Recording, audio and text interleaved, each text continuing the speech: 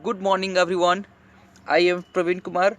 तो हम लोग फोकस बैच में एग्रोनॉमी को डिस्कस कर रहे थे।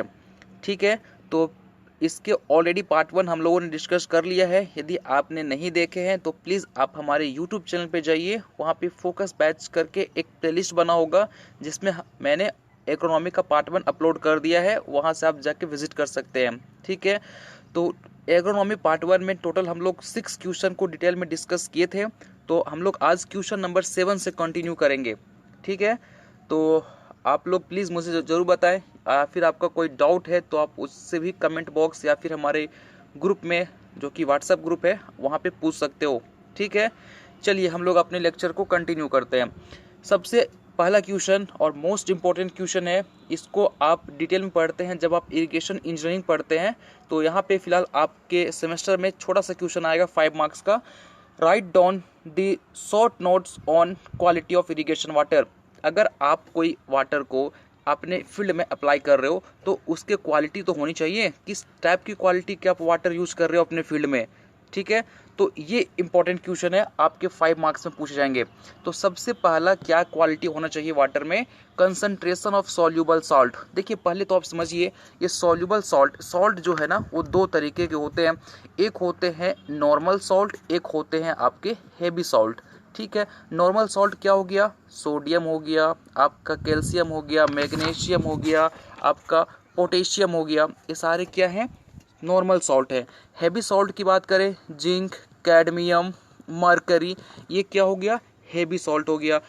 अब मज़े की बात, यदि आपका जो नॉर्मल सॉल्ट है वो एक लिमिट से अधिक हो गया, अगर आपके जो इरिगेशन वाटर है उसमें नॉर्मल सॉल्ट जो है वो एक लिमिट से अधिक हो गया, तो ये क्या करेगा? परमानेंट विल्टिंग कॉज करेगा। आई होप आपको परमानेंट विल्टिंग का मतलब पता होगा।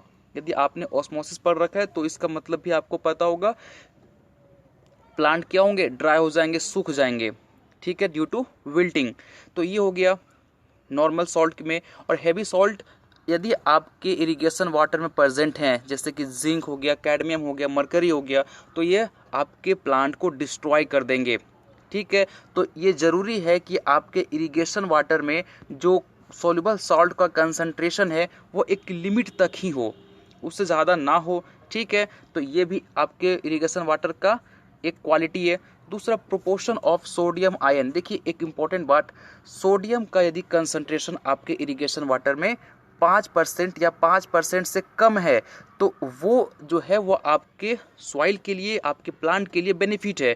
बट यही सोडियम का कंसंट्रेशन यदि 10% के आसपास है या 10% से ज़्यादा है तो ये आपके प्लांट, आपके सॉइल के लिए काफ़ी ज़्यादा नुकसानदायक होता है। ठीक है, तो ये भी ज़रूरी है कि आपके इरिगेशन वाटर में सोडियम का परसेंटेज क्या है। ठीक है, आगे बढ़ते हैं। थर्ड पॉइंट बोलता है sediment concentration in water. Imagine करो कि आप जो वाटर को इरिगेशन के पर्पज से यूज कर रहे हो अपने फील्ड में, अगर उस इरिगेशन वाटर में सेडिमेंट कुछ भी हो सकता है, आपका प्लास्टिक हो सकता है या फिर आपके सॉइल के बड़े बड़े पार्टिकल्स हो सकते हैं, ठीक है, स्टोन हो सकता है, तो वो यदि आपके फील्ड में चला गया तो क्या होगा? आपके फील्ड में जो पोर होंगे, अरे भाई सॉइल में पोर्स होते हैं ना, जिसको हम एरेशन बोलते हैं, जिसकी मदद से प्लांट के रूट क्या करते हैं? एयर को एब्जॉर्ब करते हैं और अपने ग्रोथ में पार्टिसिपेट करते हैं। तो अब जरा सोचो कि ये सेडिमेंट आपके फील्ड में चला गया तो क्या होगा? ये जो पोर्स हैं आपके सॉइल में वो बंद हो जाएंगे, और जब ये बंद हो जाएगा तो जाहिर सी बात है कि एरेशन की कैपेसिटी भी सॉइल की लो हो जाएगी, है ना। तो ये भी ज़रूरी है कि जो सेडिमेंट का कंसंट्रेशन है वाटर में वो बहुत लो होना चाहिए। कंसंट्रेशन ऑफ बोरोन, बोरोन का भी एक इम्पॉर्टेंट रोल होता है। अगर कंसंट्रेशन जो है बोरोन का वो एक लिमिट से ज़्यादा हो गया तो हमारे रूट को की जो ग्रोथ है उसको ये डैमेज करेगा। तो ज़रूरी है कि जो बोरोन का कंसंट्रेशन है वो एक लिमिट में हो ताकि हमारे प्लांट का जो ग्रोथ है वो बेहतर हो सके।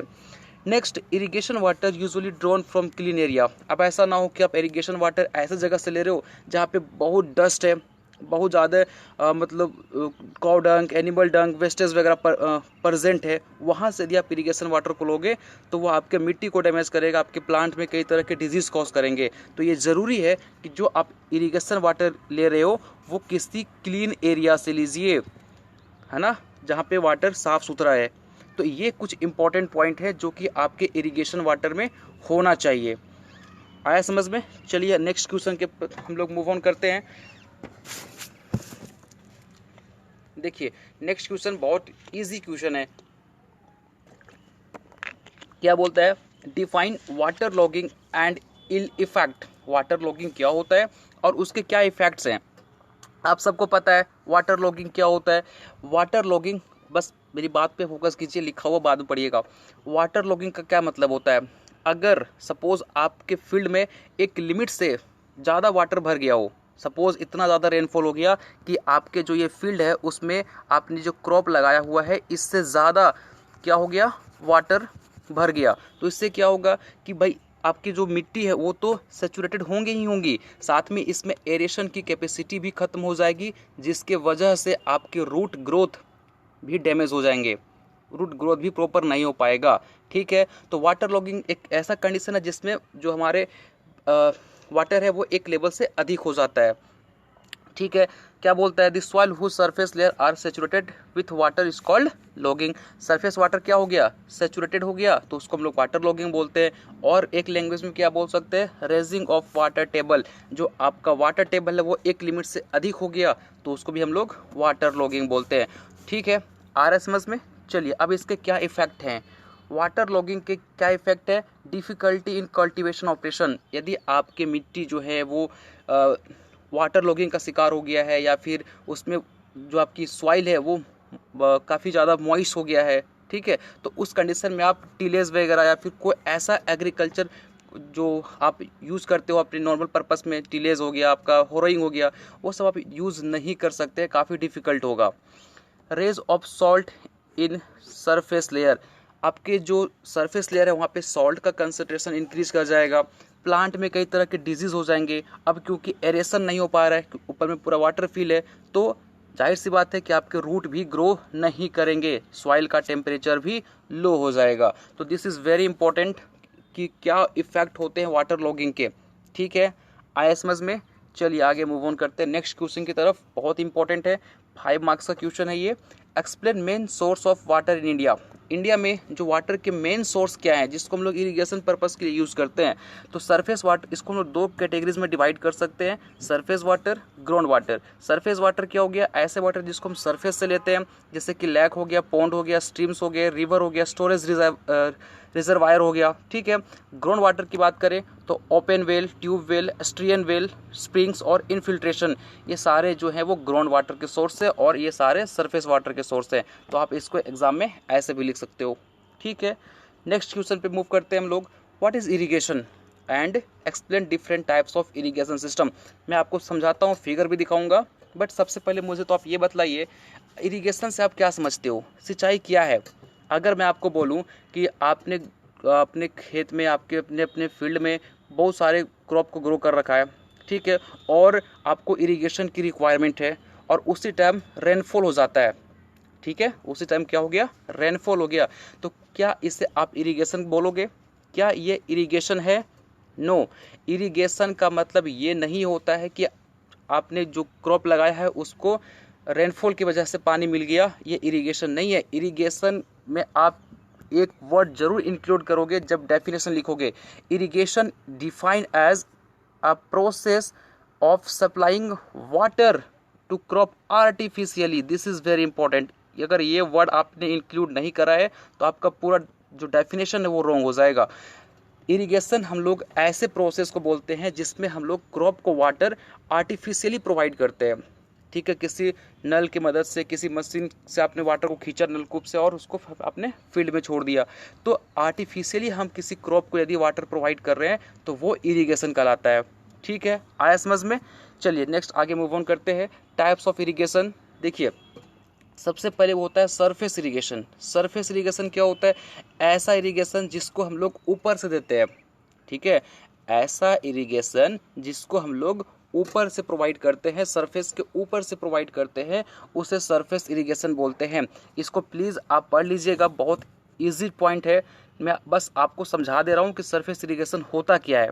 ठीक है, सब सरफेस इरिगेशन क्या होता है? ऐसा इरिगेशन जिसको हम लोग सॉइल के नीचे से देते हैं, ठीक है, नीचे से प्रोवाइड करेंगे एज अ मॉइस्चर फॉर्म में। जैसे आप यहाँ पे देखो, एक मिनट, यहाँ पे देखिए, यहाँ पे आपके वाटर फिल भरे हुए हैं ना, ठीक है, यहाँ पे आपने प्लांट को कल्टीवेट किया हुआ है, ठीक है। अब जाहिर सी बात है कि यहाँ की जो सॉइल होंगी वो मॉइस्ट होंगी, है ना, मॉइस्ट होंगी ना भाई, इसके वाटर की वजह से। और इसी मॉइस्चर को ये प्लांट क्या करेगा, एब्जॉर्ब करेगा कैपिलरी एक्शन के थ्रू, ठीक है। तो इस पे हमने क्या किया, वाटर को सॉइल के अंदर से प्रोवाइड किया, तो ये क्या हो गया, सब इरिगेशन, है ना, सब सरफेस इरिगेशन हो गया, जहाँ पे हम लोग वाटर को सॉइल के अंदर से प्रोवाइड कर रहे हैं, ठीक है। चलिए अब देखते हैं बॉर्डर इरिगेशन क्या होता है। देखिए बॉर्डर इरिगेशन में हम लोग क्या करते हैं, जो अपने फील्ड होते हैं उसको कई सारे पैरेलल स्ट्रिप में डिवाइड कर देते हैं। जैसे कि यहाँ पे ये फील्ड को हमने कई सारे पैरेलल स्ट्रिप में डिवाइड कर दिया।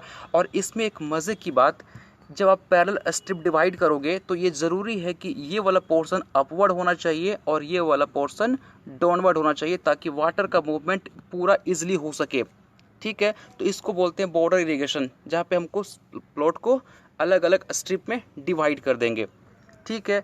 नेक्स्ट हम बात करते हैं चेक बेसिन इरिगेशन। आप इस फिगर को देखिए, आपको समझ आ जाएगा चेक बेसिन इरिगेशन क्या होता है। इस पे हम लोग क्या करते हैं, ऐसे ऐसे छोटे छोटे प्लॉट बना देते हैं अपने फील्ड में, और ये मोस्टली उस एरिया में प्रैक्टिस किया जाता है जहाँ पे जो वाटर का रिटेनिंग कैपेसिटी है ना, जो मॉइस्चर की रिटेनिंग कैपेसिटी है वो काफ़ी लो है। तो ये लोग क्या करते हैं ना, ऐसे छोटे छोटे स्ट्रिप बना देते हैं। और इसके फ़ायदे क्या होते हैं कि अब जब यहाँ पे हम इरिगेशन अप्लाई करेंगे तो यहाँ पे वाटर कुछ देर तक रुकेगा, और कुछ देर तक जब वाटर रुकेगा तो वो फिर धीरे धीरे क्या होगा, नीचे की तरफ मूव करेगा, ठीक है। तो इसी को क्या बोलते हैं, चेक बेसिन इरिगेशन, ठीक है। आया समझ में? चलिए आगे बढ़ते हैं। यहाँ पे देखो आप, ऐसे ऐसे छोटे छोटे प्लॉट बना दिए हैं और इसमें इन्होंने वाटर को भर रखा है। वाटर धीरे धीरे क्या होगा, नीचे की तरफ मूव करेगा। नेक्स्ट हम बात करते हैं फ्रो इरिगेशन, जो कि हमारे इंडिया में बहुत ज़्यादा प्रैक्टिस किया जाता है। और देखिए फिगर को, आपको समझ आ जाएगा। आपने ऐसा ज़रूर देखा होगा अपने गाँव में, है ना, जो मोस्टली फार्मर क्या करते हैं, ऐसे छोटे छोटे फ्रो बना देते हैं और वाटर को इसमें छोड़ देते हैं, तो इसको हम लोग फ्रो इरिगेशन बोलते हैं। देखिए यहाँ पे फिर आ गया मॉडर्न इरिगेशन। आज हम लोग दो इम्पोर्टेंट मॉडर्न इरिगेशन के बारे में पढ़ने वाले हैं। एक आपका ड्रिप इरिगेशन और एक होता है आपका स्प्रिंकलर इरिगेशन। देखिए ड्रिप इरिगेशन और स्प्रिंकलर इरिगेशन मोस्टली ऐसे एरिया में प्रैक्टिस किए जाते हैं जहाँ पे वाटर की बहुत हद तक कमी है ना। आप मोस्टली इज़राइल हो गया, वहाँ पे आप जाओगे तो आपको ज़्यादातर ड्रिप इरिगेशन ही देखने को मिलेंगे, क्योंकि वहाँ पे वाटर की बहुत ज़्यादा कमी है, ठीक है। तो देखिए ड्रिप इरिगेशन क्या होता है, आप इस फिगर को देखिए और आप इसी समझ में आ जाएगा। यहाँ पे आपको दिखाई पड़ रहा होगा, है ना, ये प्रेशर गैसेज है, और यहाँ से फिर वाटर को सप्लाई किया और यहाँ से फिर यहाँ पे यहाँ से छोड़ा, और यहाँ पे देखिए पाइप लगा हुआ है, और यहाँ से देखिए एक हर एक क्रॉप के पास पाइप गया हुआ है, और वहाँ पे एक छोटा सा छिद्र होता है। यहाँ पे देखिए ध्यान से आप, है ना, ये पाइप गया हुआ है, यहाँ पे क्रॉप लगा हुआ है, यहाँ पे देखिए एक छोटा सा छिद्र होता है जिससे वाटर टप टप करके गिरते रहता है। तो ये क्या हो गया, ड्रिप इरिगेशन। तो यहाँ से भी वाटर की बहुत ज़्यादा मात्रा में बचत हो रही है ना। नेक्स्ट आता है स्प्रिंकलर इरिगेशन। स्प्रिंकलर इरिगेशन क्या होता है, एक ऐसा ये एक मेथड है जिसमें हम लोग क्या करते हैं, कुछ ऐसा इस तरह का इन्वायरमेंट क्रिएट करते हैं ताकि प्लांट को ऐसा लगे ना कि रेनफॉल हो रहा है, जैसे रेनफॉल होता है ना, उसी तरह के कंडीशन यहाँ पे हम क्रिएट करते हैं। आप इस फिगर को देखिए, है ना, इस तरीके से हम लोग स्प्रिंकलर इरिगेशन को देते हैं। आपने पक्का इसके नाम सुने होंगे। आप इस देखिए यहाँ पे, यही हो गया स्प्रिंकलर इरिगेशन। तो प्लीज़ आप इस सारे टर्म को पढ़ लीजिए, बहुत इंपॉर्टेंट है, और आपके एग्ज़ाम पॉइंट ऑफ व्यू से भी आप इसको लिख सकते हो। तो इसमें बताने वाला कोई ख़ास बात है नहीं। स्प्रिंकलर इरिगेशन क्या होता है मैंने बता दिया। यहाँ पे अब ये लिखा हुआ है कौन सा पाइप यूज़ होता है, नोज़ल क्या होता है, ठीक है। तो इसको आप एक बार देख लेना। नेक्स्ट आता है व्हाट इज़ वीड। आप सबको पता है खरपतवार क्या होता है।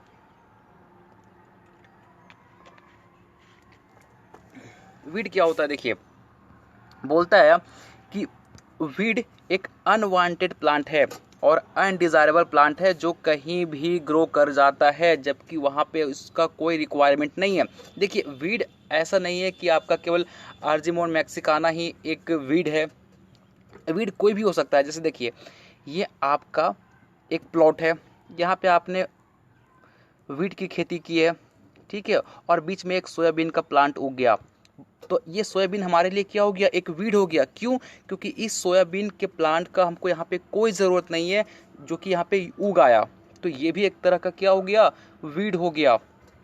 ठीक है, तो आई होप सो आप लोगों को वीड का मतलब समझ में आया होगा। यह एक अनवांटेड प्लांट है, अनडिज़ायरेबल प्लांट है, जो कहीं भी अपने मन से उग जाता है और इसकी हमको कोई रिक्वायरमेंट नहीं होती है, और ये इंटरफेयर करता है हमारे वाटर रिसोर्सेस में, हमारे लैंड में, हमारे फार्मर को भी ये काफ़ी हद तक ये डिमेरिट पहुंचाता है, क्योंकि आपके नॉर्मल क्रॉप से कंपटीशन करता है और उसकी प्रोडक्टिविटी को ये काफ़ी हद तक लॉस करेगा, जिससे फार्मर को भी फेस करना पड़ता है।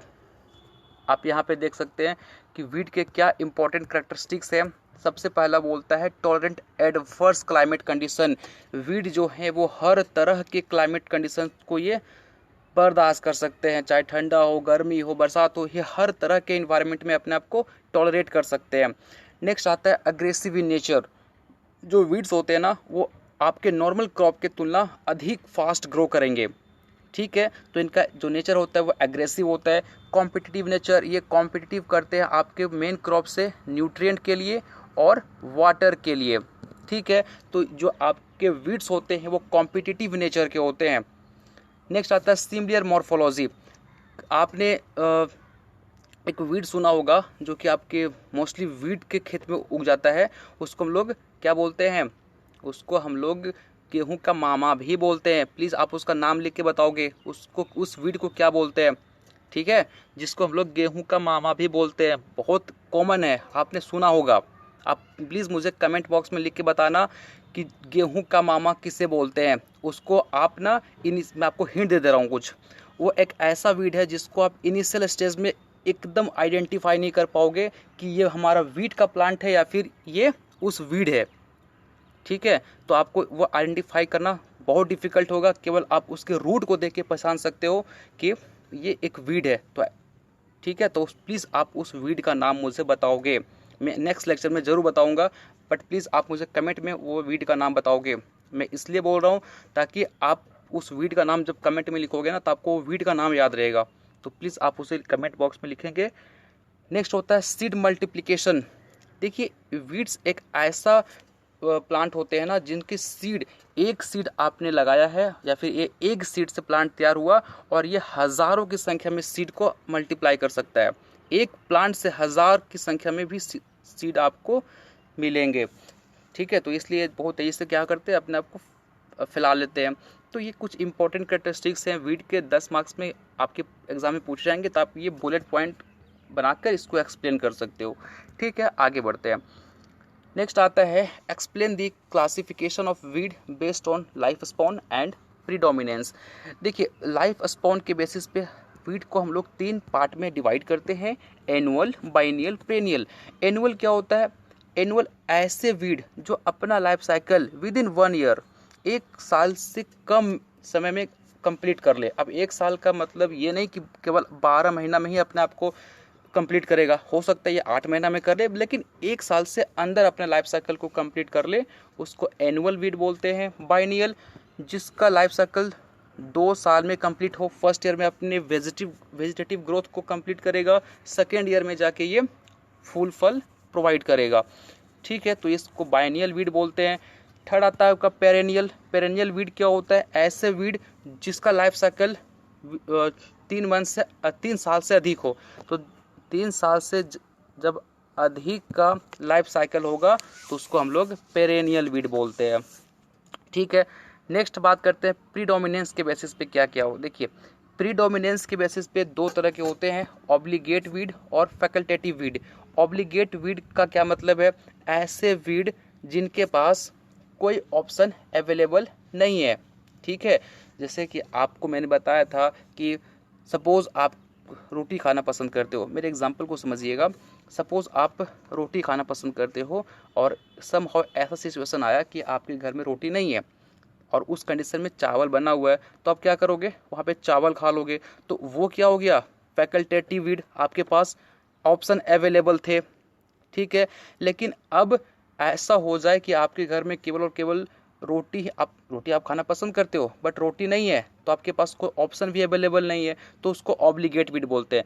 मतलब अगर आपके पास ऑप्शन अवेलेबल है कि ये नहीं है तो दूसरा है, तो वो क्या हो गया, फैकल्टेटिव वीड या फिर फैकल्टेटिव। और अगर आपके पास दूसरा कोई ऑप्शन नहीं है, अगर ये चाहिए तो चाहिए, नहीं है तो फिर आपके पास कोई ऑप्शन नहीं है, तो वो क्या हो गया, ऑब्लिगेट हो गया। तो आई होप आप लोगों को ऑब्लिगेट और फैकल्टेटिव का मतलब समझ आ गया होगा। अब देखते क्या होता है वीड। बोलता है ऑब्लिगेट वीड ऐसे वीड होते हैं जो केवल और केवल मेन और उसके एग्रीकल्चर फील्ड में ही उगते हैं, मतलब आपके घर के आसपास आपके फील्ड में ही ग्रो करेंगे, ठीक है, तो उसको ऑब्लिगेट वीड बोलते हैं। और ये कभी भी आपके वाइल्ड फॉर्म में, जंगलों में या फिर ऐसे एरिया में जहाँ पे ह्यूमन का कोई हैबिटेशन नहीं है, वहाँ पे ये नहीं पाया जाता है। जैसे कि चिनोपोडियम एल्बम, जिसको हम लोग बथुआ बोलते हैं, तो बथुआ का साइंटिफिक नेम क्या हो गया, चिनोपोडियम एल्बम। तो आई होप आप लोगों को ऑब्लिगेट वीड समझ आया होगा। सिंपल सी बात है, ऐसा वीड जो आपके एग्रीकल्चर फील्ड में आपके घरों के आसपास उगता है उसको ऑब्लिगेट वीड बोलते हैं। और फैकल्टेटिव वीड ऐसे वीड जो आपके घरों के आसपास भी उग जाते हैं, आपके खेतों में भी उग जाते हैं और ये जंगलों में भी पाए जाते हैं, उसको हम लोग फैकल्टेटिव वीड बोलते हैं। जैसे कि आपका आर्जिमोन मैक्सिकाना, इसका कॉमन नेम क्या है, सत्यानाशी, तो सत्यानाशी का साइंटिफिक नेम आर्जिमोन मैक्सिकाना। तो इस आप क्या कर सकते हो, एक एक एग्जाम्पल के साथ भी एक्सप्लेन कर सकते हो, ठीक है। नेक्स्ट मूव करते हैं, व्हाट इज एनिडेशन। एनिडेशन का क्या मतलब है। एनिडेशन कुछ इस तरह का प्रोसेस है, सपोज कि ये क्या है, आपका रूम रेंट है, जहाँ पे आप रहते हो, आपका रूम है, इसके एक ओनर होंगे, मालिक होंगे, तो और ये आप हो। अब जरा सोचो ये दोनों का आपस में क्या रिलेशन है। मकान मालिक ने आपको घर दिया तो आप रह रहे हो, बदले में आप क्या प्रोवाइड कर रहे हो, इसको मनी प्रोवाइड कर रहे हो। तो यहाँ पे दोनों का, यहाँ पे क्या हो रहा है, दोनों का म्यूचुअल बेनिफिट हो रहा है, तो इसको क्या बोलते हैं, एनिडेशन। मतलब कुछ ऐसे प्लांट होते हैं जो अपने बगल वाले क्रॉप के साथ कॉम्प्लीमेंट्री इंट्रैक्शन शो करते हैं, मतलब सहजीवी संबंध शो करते हैं, सिम्बायोटिक रिलेशनशिप शो करते हैं, तो उसको एनिडेशन बोलते हैं। जैसे कि ये आपका क्रॉप है, बगल में दूसरा क्रॉप आपने लगा रखा है, तो दोनों का आपस में कुछ ऐसा रिलेशन है कि इसका एक फ़ायदा इसको होता है, इसका एक फ़ायदा इसको होता है, तो ऐसे चीज़ को हम लोग क्या बोलते हैं, एनिडेशन बोलते हैं, ठीक है। नेक्स्ट हम बात करते हैं एलोपैथी। अब ये जस्ट उसका अपोजिट है। यहाँ पे क्या होता है कि जो आप क्रॉप लगाए हो और यहाँ पे दूसरा क्रॉप लगा है, तो ये जो क्रॉप है वो दूसरे क्रॉप को डैमेज करेगा कुछ ऐसे केमिकल को छोड़ के, ठीक है। तो इसको क्या बोलते हैं हम लोग, एलोपैथी बोलते हैं। क्या बोलते हैं, the competitive interaction between the crop species in intercropping and sequential cropping through the release of chemical substance और टॉक्सिन, है ना। क्या बोला कि जो आपका क्रॉप है वो क्रॉप क्या किया है, कुछ ऐसे केमिकल को सीक्रेट कर दिया कि वो दूसरे क्रॉप को डैमेज पहुंचा दिया, उसके ग्रोथ को अफेक्ट कर दिया, तो वो क्या कहलाता है, आपका एलोपैथी कहलाता है। जैसे कि आपका सनफ्लावर भी एलोपैथी नेचर को शो करता है, सोरगम भी आपका एलोपैथी नेचर को शो करता है, वालनट, पीच, ये ऐसे प्लांट है जो कि कुछ ना कुछ केमिकल रिलीज करेंगे, और अगर आपने इसके साथ कोई दूसरे क्रॉप को लगा रखा है तो उसको ये डैमेज पहुंचाएंगे, ठीक है। तो एग्जाम्पल याद रखना। इसके टाइप क्या है, देखिए इसके दो टाइप हैं, एक होता है ट्रू एलोपैथी, एक होता है फंक्शनल एलोपैथी। ट्रू एलोपैथी का क्या मतलब है, ये डायरेक्ट, जैसे ये प्लांट है, ये आपका दूसरा प्लांट है, ये डायरेक्ट क्या किए, कुछ केमिकल रिलीज किए और इसको ये डैमेज पहुंचा दिया।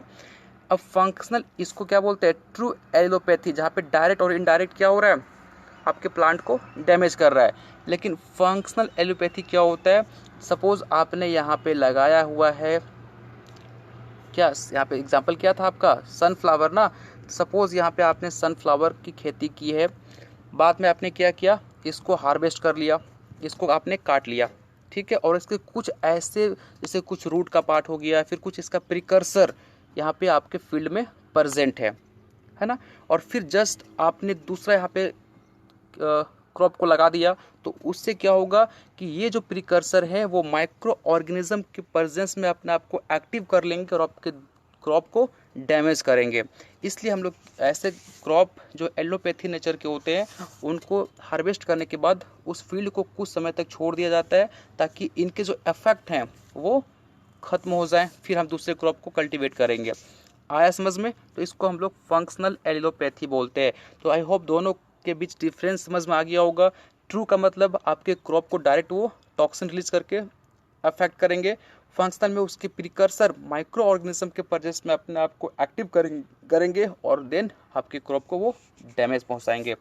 ठीक है, चलिए आगे बढ़ते हैं।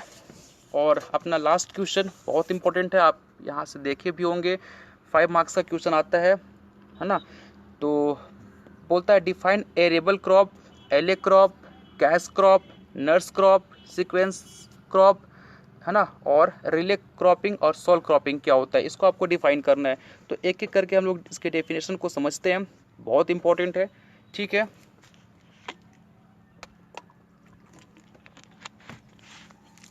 देखिए एरेबल क्रॉप क्या होता है। एरेबल क्रॉप ऐसे क्रॉप होते हैं जिनको प्रिपरेटरी टिलेज, मतलब आप बिना टिलेज किए हुए इसको कल्टीवेट नहीं कर सकते, आपको अपने फील्ड में टिलेज ऑपरेशन करना पड़ेगा। ठीक है, तो उसको एरेबल क्रॉप बोलते हैं। जैसे कि पोटैटो, राइस, मेज, इसको क्या आप बिना टिलेज किए कल्टीवेट कर सकते हो? बिल्कुल नहीं कर सकते। तो ऐसे क्रॉप को एरेबल क्रॉप बोलते हैं और आपके most of the crop arable crop ही होते हैं। ठीक है, नेक्स्ट आता है आपका एले क्रॉपिंग। एले क्रॉपिंग क्या होता है? बोलता है such arable crop which are grow in alley passage form by tree और श्रब। समझ नहीं आया? चलिए इसको मैं इजी लैंग्वेज में समझाता हूँ। यहाँ पे देखिए ट्री है, यहाँ पे भी ट्री है, यहाँ पे भी ट्री लगा हुआ है, और इस ट्री के प्रेजेंस में बीच में जो गैप बन गया इसको हम लोग एले बोलते हैं। अरे गली, है ना, इसको हम लोग क्या बोलेंगे? एले बोलेंगे। और इस एले में आपने क्या किया है? कुछ क्रॉप को कल्टीवेट किया है। ठीक है, और इस क्रॉप को आपने कल्टीवेट किया तो इसका एडवांटेज क्या है? देखिए आपने इस क्रॉप को यहाँ पे कल्टीवेट किया ना, तो इसी को हम लोग बोलते हैं एले क्रॉपिंग, जो हम लोग एले में कल्टीवेट करते हैं। अरे भाई ये दो प्लांट है, दो प्लांट के बीच में क्या बना? गैप बना, उस गैप को क्या बोलते हैं? एले बोलते हैं। और इस एले में आपने क्या किया है? क्रॉप को कल्टीवेट किया है, तो इसको क्या बोलेंगे? एले क्रॉपिंग बोलेंगे। ठीक है, इसके एडवांटेज क्या पहले आप समझिए। सपोज ये प्लांट है, ये प्लांट में जो लीफ है वो क्या करेंगे? आपके फील्ड में गिरेंगे। ये फील्ड में जब गिरेंगे फिर डिकम्पोज होंगे तो ये क्या करेंगे? ग्रीन लीफ मैन्योर की तरह एक्ट करेंगे, और ये आपके क्रॉप के लिए बहुत ज़्यादा यूज़फुल होता है। तो ये ग्रीन लीफ मैन्योर की जो भरपाई है वो उसकी भी पूरी कर रहा है ना। तो एले क्रॉपिंग ये होता है। ठीक है, दो प्लांट्स के बीच में हमने जो एले बना है उसमें हमने क्या किया? क्रॉप को कल्टीवेट किया, उसको एले क्रॉपिंग बोलते हैं। ठीक है भाई, आया समझ में आपको एले क्रॉपिंग क्या होता है? एग्जाम्पल पोटैटो, उर्द, गिंगर, और भी एग्जाम्पल है बट आप 3 याद रखें काफ़ी है। कैश क्रॉप क्या होता है? देखिए कैश नाम से पता चल रहा है तो ऐसे क्रॉप जिसको हम लोग बहुत बड़े पैमाने पे करते हैं और उसका मकसद, उसका एम क्या होता है कि हमको बहुत ज़्यादा पैसा अर्न करना है। ठीक है, तो उसको क्या बोलते हैं? कैश क्रॉप बोलते हैं। जैसे जूट, कॉटन, टोबैको। ठीक है, नर्स क्रॉप। अब पहले तो आप ये समझिए, डेफिनेशन रटने की ज़रूरत नहीं है। आपके यहाँ पे अगर आपने डेफिनेशन सही से पढ़ रखा है तो आपके सारे प्रॉब्लम ऐसे सॉल्व हो जाएंगे। जैसे नर्स, नर्स क्या करती है? आप जब हॉस्पिटल में रहते हो तो नर्स आपको प्रॉपर मेडिसिन प्रोवाइड करती है, प्रॉपर आपका केयर करती है। जस्ट कुछ ऐसे क्रॉप भी होते हैं जो इस तरह के बिहेवियर को शो करते हैं। जैसे such crop help in the nourishment of other crops. ऐसे क्रॉप जो दूसरे क्रॉप को नॉरिशमेंट प्रोवाइड करते हैं, न्यूट्रिएंट प्रोवाइड करते हैं, उसके लिए छाया प्रोवाइड करते हैं, शेड प्रोवाइड करते हैं, तो उसको क्या बोलते हैं? नर्स क्रॉप बोलते हैं। जैसे कि पी में आपका राई, कॉपी में आपका ज्वार, तो ये क्या है? आपस में नर्स बिहेवियर को शो करते हैं, तो इसको क्या बोलेंगे? नर्स क्रॉप बोलेंगे। नेक्स्ट बहुत इंपॉर्टेंट है सीक्वेंस या सीक्वेंशियल क्रॉप। इसको एक और नाम से जानते हैं हम लोग, नॉन ओवरलैपिंग क्रॉप। ठीक है, याद रखिएगा, सीक्वेंशियल क्रॉप को हम लोग नॉन ओवरलैपिंग क्रॉप भी बोलते हैं। अब क्यों नॉन ओवरलैपिंग बोलते हैं? यहाँ पे देखिए एक क्रॉप दूसरे क्रॉप को ओवरलैप नहीं कर रहा है। पहले तो डेफिनेशन समझिए क्या होता है। सपोज आपके पास एक फील्ड है, ठीक है, इसमें आपने सबसे पहले आलू कल्टीवेट किया। ठीक है, फिर आलू जैसे कल्टीवेट किया फिर उसको आपने हार्वेस्ट किया, और हार्वेस्ट करने के जस्ट तुरंत बाद आपने यहाँ पे मेज़ लगा दिया। ठीक है। फिर मेज को आप हार्वेस्ट करोगे, फिर जस्ट तुरंत यहाँ पे कुछ और क्रॉप लगा दोगे, मूंग लगा दोगे, उड़द लगा दोगे। तो ये क्या हो रहा है, सीक्वेंस में आप यहाँ पे कल्टीवेट कर रहे हो। तो इसको क्या बोलते हैं हम लोग, सीक्वेंशियल क्रॉप। यहाँ पे आप देखो कोई क्रॉप एक दूसरे को ओवरलैप नहीं कर रहा है, ठीक है। तो हार्वेस्ट ऑफ मेज पोटैटो ही सोन है ना, यहाँ पे आपने मेज को हार्वेस्ट किया, पोटैटो को आप सोन कर दो। जैसे कि यहाँ पे मेज को आपने लगाया था, उसको हार्वेस्ट किया, सेकेंड टाइम क्या करो, जस्ट आप वहाँ पे पोटैटो लगा दो, है ना। यहाँ पे देख लो ना, सोइंग हार्वेस्टिंग, फिर सोइंग, फिर यहाँ पे हार्वेस्टिंग, फिर यहाँ पे सोइंग होगा, फिर यहाँ पे हार्वेस्टिंग होगा। तो इसको बोलते हैं हम लोग सीक्वेंस या नॉन ओवरलैपिंग क्रॉप। तो जाहिर सी बात है आपके माइंड में आ रहा होगा, सर अब कुछ ऐसे भी क्रॉप होंगे जो ओवरलैपिंग बिहेवियर को शो कर रहे होंगे। बिल्कुल, आप देखिए उसको रिले क्रॉपिंग बोलते हैं, है ना। रिले क्रॉपिंग को हम लोग ओवरलैपिंग क्रॉपिंग भी बोलते हैं। यहाँ पे क्या होगा, देखिए आपने एक क्रॉप को कल्टीवेट किया है, ठीक है, और कल्टीवेट कर लिया, अब वो मैच्योर हो गया, अब वो हार्वेस्टिंग फेज़ में आने वाला है। तो हार्वेस्टिंग फेज़ आने से जस्ट पहले आप वहाँ पे कुछ दूसरे क्रॉप को कल्टीवेट कर दो। जैसे देखिए यहाँ पे आपने एक क्रॉप को लगाया, और जब वो हार्वेस्ट करने का टाइम उसका आया, उस हार्वेस्ट करने से पहले आप वहाँ पे दूसरे क्रॉप को लगा दो, ठीक है, आया समझ में। फिर उसको हार्वेस्ट कर लो, फिर जब उसका हार्वेस्टिंग का टाइम आएगा तो वहाँ पे दूसरे क्रॉप को लगा दो। तो यहाँ पे आप ध्यान से देखो, एक क्रॉप दूसरे क्रॉप को क्या कर रहा है, ओवरलैप कर रहा है, ठीक है। तो इसको क्या बोलेंगे, रिले क्रॉपिंग बोलेंगे। एग्जाम्पल आपका मूंग, ठीक है, मूंग को आप जैसे हार्वेस्ट करने वाले होंगे तो उससे पहले मेज लगा दीजिए, मेज को हार्वेस्ट करने वाले होंगे उससे पहले पोटैटो लगा दीजिए, पोटैटो को हार्वेस्ट करने वाले होंगे उससे पहले आप व्हीट को लगा दीजिए। तो अब यहाँ पे देख रहे हो कि एक क्रॉप दूसरे क्रॉप के ऊपर क्या कर रहा है, ओवरलैप कर रहा है, ठीक है। तो चलिए आगे बढ़ते हैं, आगे पढ़ेंगे हम लोग सॉल क्रॉपिंग क्या होता है, और इसी को हम लोग सॉलिड प्लांटिंग भी बोलते हैं। क्या बोलता है, कल्टीवेशन, कल्टी होगा ना, आई होगा ना, यहाँ पे देखिए, cultivation of one crop variety alone in pure stand. अरे छोड़ो, मेरी बात समझो, लिखा हुआ बाद में पढ़ना। यहाँ पे आपका एक फील्ड है, अब इस फील्ड में आपने एक ही वैरायटी, जैसे कोई वैरायटी आपका है ना, तो उसी वैरायटी के क्रॉप को इस पूरे फील्ड में कल्टीवेट किया है, ठीक है। तो उसको क्या बोलते हैं, सॉल क्रॉपिंग बोलते हैं, ठीक है। यहाँ पे एक ही वैरायटी है, ऐसा नहीं कि आपने कुछ अलग अलग वैरायटी को लाके आपस में कल्टीवेट कर दिया है, नहीं। अगर कोई आर नाम का एक वैरायटी है तो इसी वैरायटी को आपने इस पूरे फील्ड में कल्टीवेट किया है, तो उसको क्या बोलेंगे, सॉल क्रॉपिंग, या इसी को दूसरे नाम से हम लोग सॉलिड प्लांटिंग भी बोलते हैं, ठीक है। एक और होता है आपका मोनोकल्चर, मोनोकल्चर फिर उसको मोनोक्रॉपिंग भी बोलते हैं। उसमें क्या होता है, एक क्रॉप को पूरे फील्ड में कल्टीवेट करते हैं। तो जब आप एक क्रॉप को पूरे फील्ड में कल्टीवेट करते हो तो उसको हम लोग मोनोक्रॉपिंग बोलते हैं, ठीक है, क्योंकि वहाँ पे एक ही क्रॉप को आपने पूरे फील्ड में कल्टीवेट किया है। लेकिन जब आप एक क्रॉप की वैरायटी को पूरे फील्ड में कल्टीवेट करते हो तो उसको हम लोग सॉल क्रॉपिंग या सॉलिड प्लांटिंग बोलते हैं, ठीक है। चलिए, तो हम लोग यहाँ पे अपने लेक्चर को ख़त्म करते हैं। नो, आप हमारे व्हाट्सएप ग्रुप को ज्वाइन कर सकते हैं, कोई इंक्वायरी है तो आप मुझे वहाँ भी पूछ सकते हैं। आप मेरा व्हाट्सअप नंबर 9135300256, ठीक है। चलिए, थैंक यू सो मच।